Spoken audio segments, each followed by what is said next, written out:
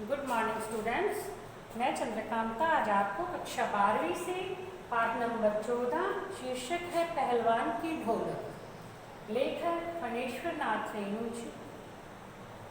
उस पाठ से संबंधित और बहुत से प्रश्न हैं जिनके उत्तर मैं आपको आज इस वीडियो में समझा रहा हूँ। इससे पहले के वीडियो में प्रश्न उत्तर, पाठ का सार, गद्यांशों से संबंधित प्रश्नोत्तर मैंने समझा दिए हैं आपको। आपने वो वीडियो देख ली होगी, नहीं देखी तो उसे ध्यान से देखो और समझने का प्रयास करो।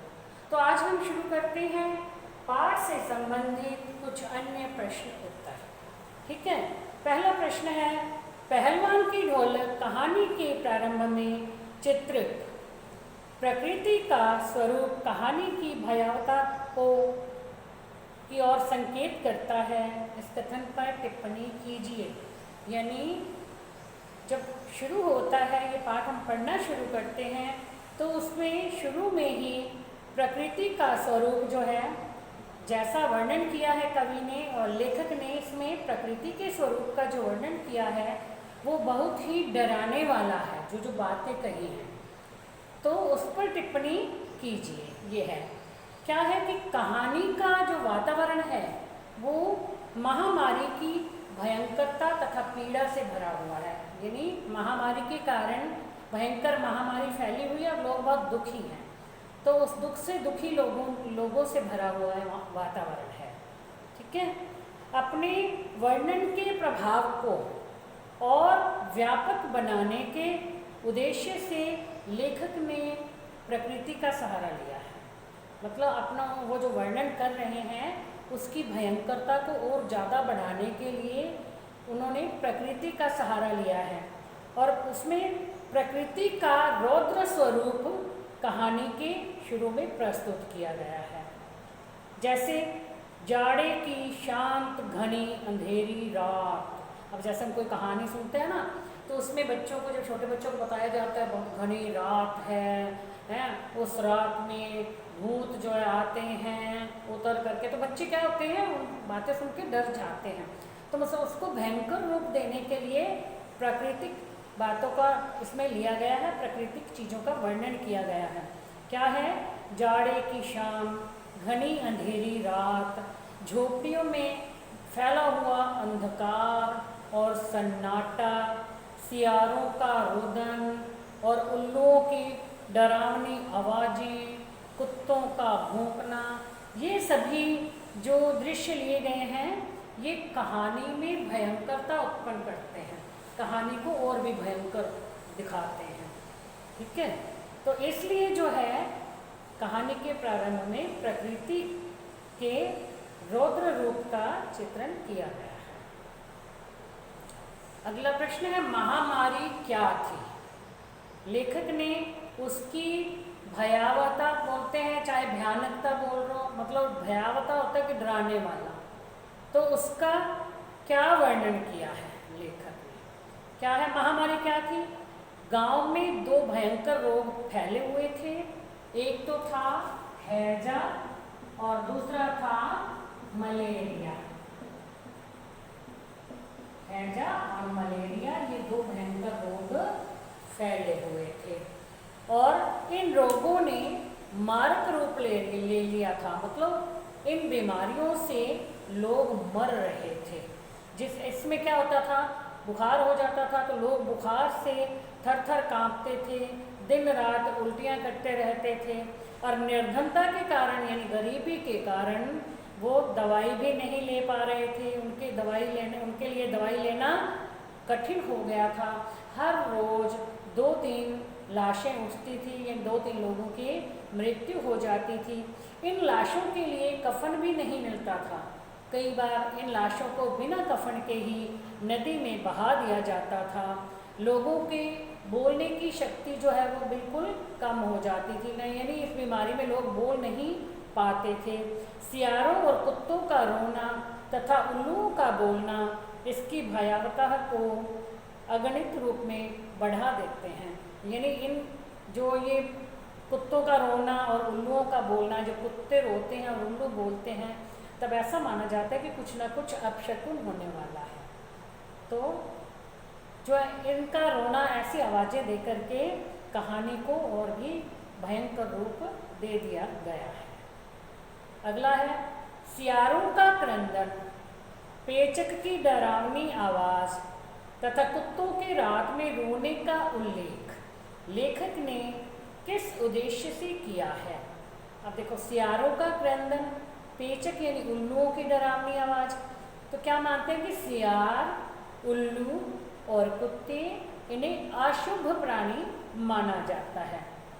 सियारों का चिल्लाना और उल्लुओं का बोलना भविष्य में घटने वाली अशुभ घटनाओं का पूर्व संकेत माना जाता है, यानी भविष्य में अब कुछ बुरा होने वाला है और इन्हें पहले से ही पता चल जाता है। ठीक है, कुत्ते को भी पहले पता चल जाता है, ऐसा माना जाता है, उल्लुओं को भी पता चल जाता है भी अब कुछ ना कुछ अशुभ होने वाला है। तब ये कुत्ते रात को रोना शुरू कर देते हैं, उल्लू बोलना शुरू कर देते हैं, तब ये माना भी कुछ ना कुछ आज गलत होगा, ऐसा संकेत माना जाता है। अब सियार तो जंगल में रहते हैं, जबकि उल्लू मानव बस्तियों में रहते हैं, जो घर खाली पड़े होते हैं ना, खंडहर बन चुके होते हैं, वहाँ पर ये रहते हैं। इनकी आवाज़ें बड़ी ही डरावनी होती हैं, ठीक है, और अपशकुन को सूचित करती हैं कि कुछ ना कुछ गलत होने वाला है।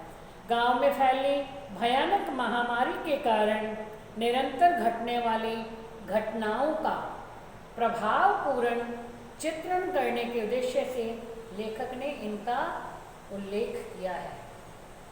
मतलब इतनी भयंकर बीमारी फैली हुई है, उसको जो है उससे क्या क्या बुरा हो रहा है, इन घटनाओं का उल्लेख करने के लेखक ने इनकी आवाज़ों के बारे में बताया है। फिर है लुट्टन का बचपन किस प्रकार से व्यतीत हुआ था। लुट्टन पहलवान था ना, इस पाठ में बताया गया लुट्टन पहलवान मेन करैक्टर है। तो क्या था कि बचपन में उसके माता पिता की मृत्यु हो गई थी, तो उसकी शादी हो चुकी थी, उसकी सास विधवा थी, तो विधवा सास ने उसका पालन पोषण किया था।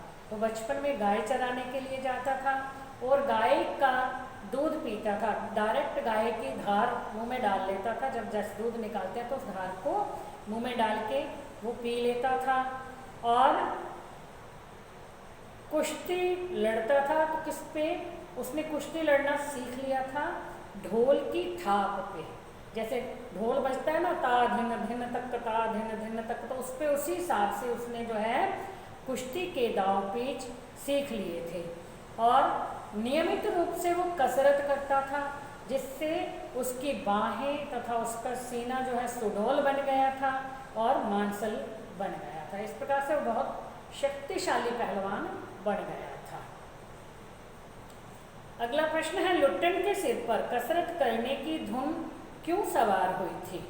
क्या था कि लुट्टन के माता पिता की मृत्यु जो है उसके बचपन में हो गई थी, वह अनाथ हो गया था, उसकी शादी हो चुकी थी, उसकी सास ने उसका पालन पोषण किया था, लेकिन गांव के कुछ लोग उसकी सास को तरह तरह की तकलीफ दिया करते थे, उसे बहुत परेशान करते थे। इसलिए लुट्टन जो है उनसे बड़ा चिढ़ता था, वह उन्हें दंड देना चाहता था, इसकी सज़ा देना चाहता था कि वो क्यों परेशान करते हैं उसकी सास को।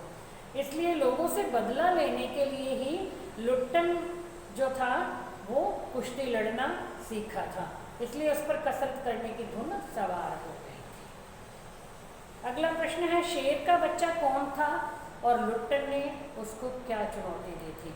शेर का बच्चा बहुत ही नामी गिरामी एक पहलवान जिसका नाम चांद सिंह था, उसे कहा गया है शेर का बच्चा, क्योंकि श्यामनगर में दंगल हो रहा था। वहाँ की जो राजा थी वो कुश्ती के बड़े शौकीन थे। अब लुट्टन सिंह भी दंगल देखने के लिए वहाँ गया था कुश्ती लड़ने में।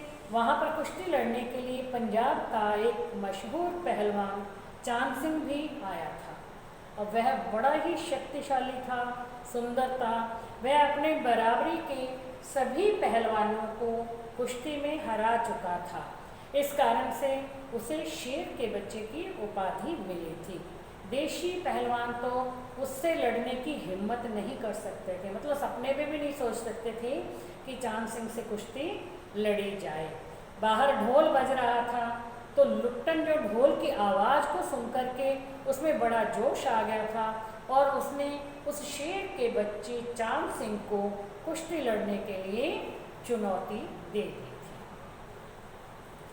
प्रश्न है, चांद सिंह को दी गई लुट्टन की चुनौती का दर्शकों पर क्या प्रभाव पड़ा, यानी जो देख रहे थे। अब किसी को भी उम्मीद नहीं थी कि कोई और चांद सिंह को कुश्ती के लिए ललकारेगा, ठीक है। कोई ये सोच भी नहीं रहा था कि चांद सिंह के साथ कोई कुश्ती लड़ेगा।